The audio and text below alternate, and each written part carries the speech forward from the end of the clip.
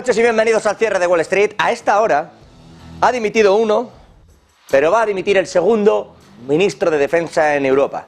Y si no lo hace, le dimiten. Que ya saben, en todo caso, que en política dimitir no es una cosa que uno reflexione y diga, he decidido que por el bien de mi país, no. En política dimitir supone, y pierde toda reflexividad, que alguien llega y te dice, dimite.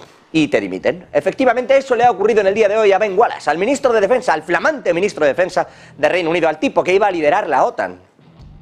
Lo peor es que le dimiten por agresivo.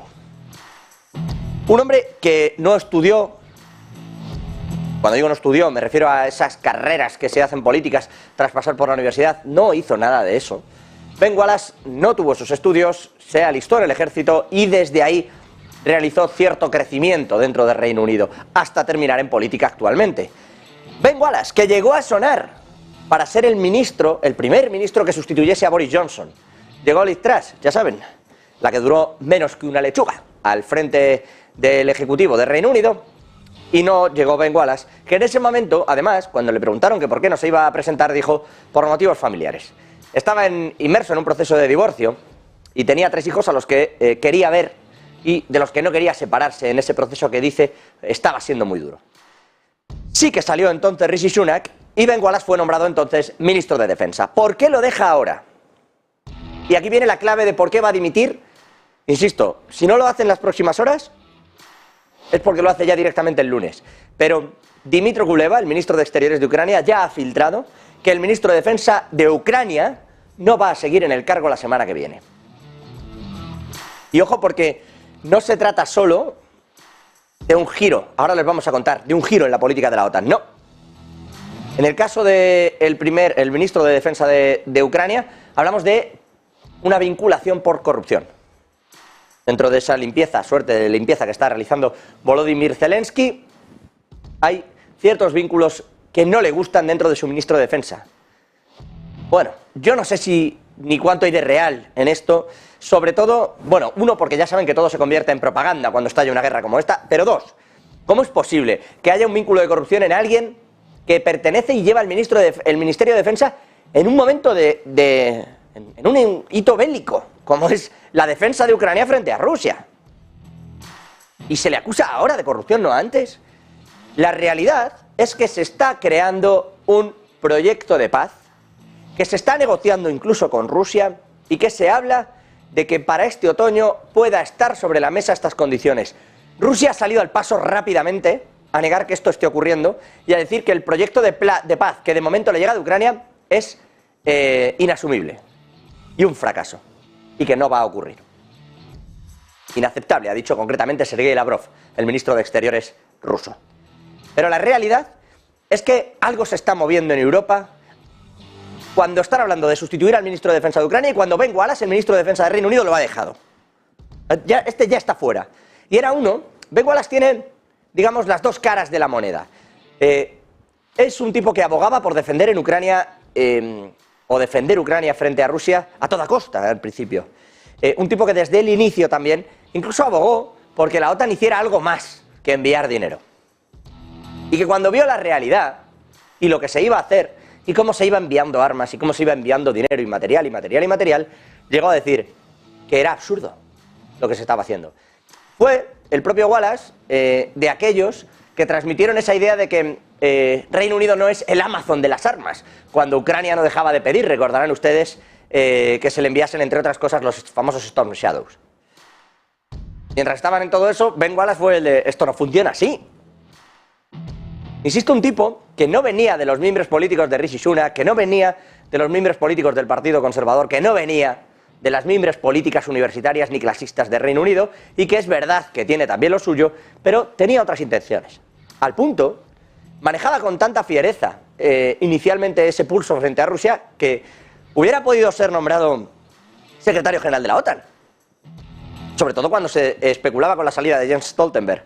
Alguien decidió entonces, desde Estados Unidos, que no era muy manejable este Ben Wallace. Así que si no es manejable Ben Wallace, a Pedro Sánchez ni lo contemplamos, y Ursula von der Leyen está con el asunto de la comisión, y no tiene la mejor prensa del mundo después de algunos tejemanejes con su marido, pues dejemos a Jens Stoltenberg. y le prorrogaron un año más. Pero en esas estaba. Bueno, pues ¿por qué dimite Ben Wallace? ¿Por qué se quiere sacar también al actual ministro de Defensa, al todavía ministro de Defensa, insisto, no va a durar mucho, en Ucrania? Porque hay un nuevo plan de paz que pasa por ser menos agresivos y por terminar de convencer a Ucrania de que hay que ceder territorios. En eso está ahora mismo, y eso que están en una cumbre aquí en España, en Toledo, ministros de Defensa y Exteriores. Realmente esta cumbre en el día de hoy versaba sobre los asuntos de exteriores, que no puede ser otra cosa que Ucrania en el día de hoy aquí. También se ha hablado, entre otras cosas, de lo que se va a hacer en Níger.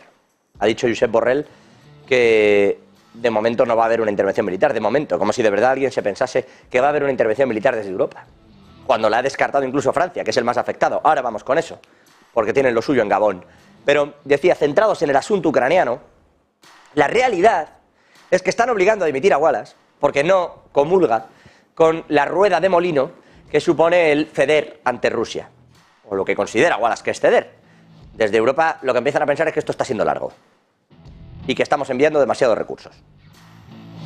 Más allá de que de puertas hacia afuera se diga que no hay ningún problema, que se va a mantener o que Ucrania esté venciendo o dejando de vencer. ¿Esto es que Rusia está ganando en el conflicto? Ni lo uno ni lo otro. ¿Es que lo está perdiendo o ganando Ucrania? Ni lo uno ni lo otro. Es tan difícil, tan complicado. Se habla de diferencias en una contraofensiva en el que se abarcan 7 kilómetros de terreno. Es muy complejo decidir quién gana o quién pierde. Lo cierto es verdad, Rusia está dejándose más efectivos. Y nos atenemos a las cifras que ellos mismos, tanto rusos como ucranianos, dan como oficiales.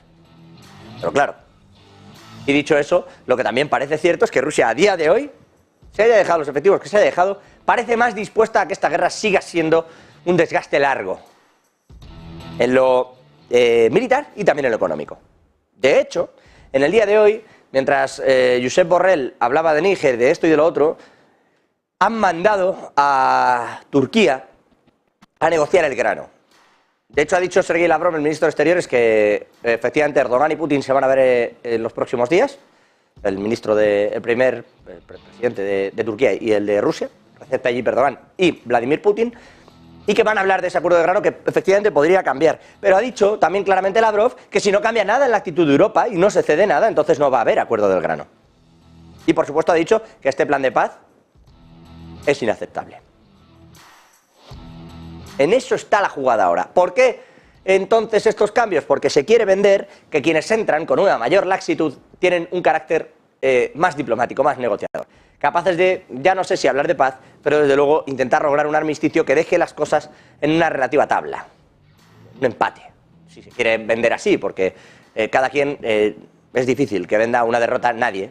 Se venderá todo como victorias menores, pero siempre se venderán como victorias las salidas de una guerra, aunque no las gane nadie. El caso es que en esto está Europa